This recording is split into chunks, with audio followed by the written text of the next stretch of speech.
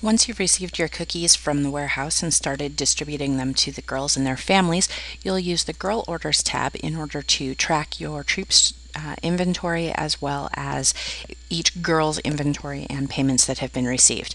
When you first land on the tab, it gives you a snapshot of what's going on with each of the girls, how many boxes are assigned, how much money has been turned in, and of course the balance due. And then down here at the bottom, this negative number in the difference is how many boxes your troop should still have on hand because they have not yet been allocated out to the girls.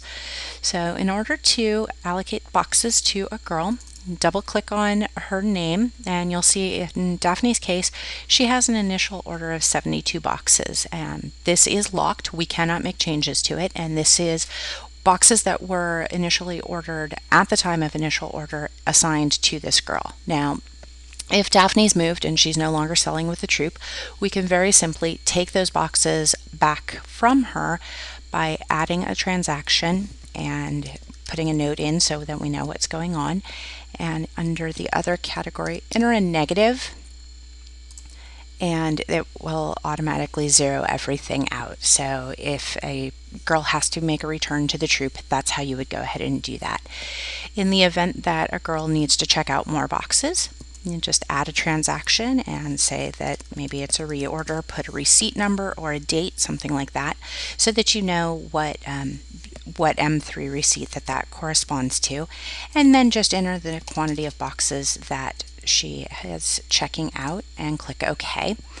When parents turn in money, I always like to just call it money in and name the receipt number if I have it, and enter the amount that they're turning in.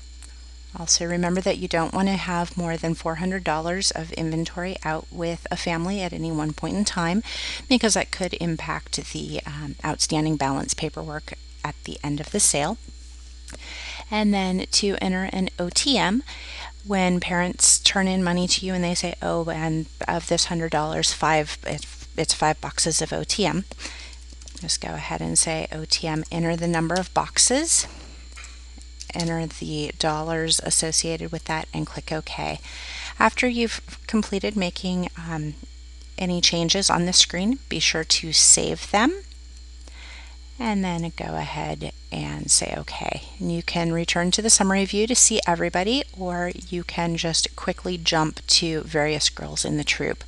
The other thing that I do want to show you is the way that the booth sale recorder information does show up here. It is also locked. You can see it's grayed out, therefore it cannot be edited. But in this case, for this particular location, 3 boxes of OTM and 41 boxes of physical cookies were associated with this particular girl, as well as the corresponding $176 for that sale. And return to summary view. Again, we recommend that you update your Girl Orders tab often. Don't wait until the end, and make sure that you keep accurate records.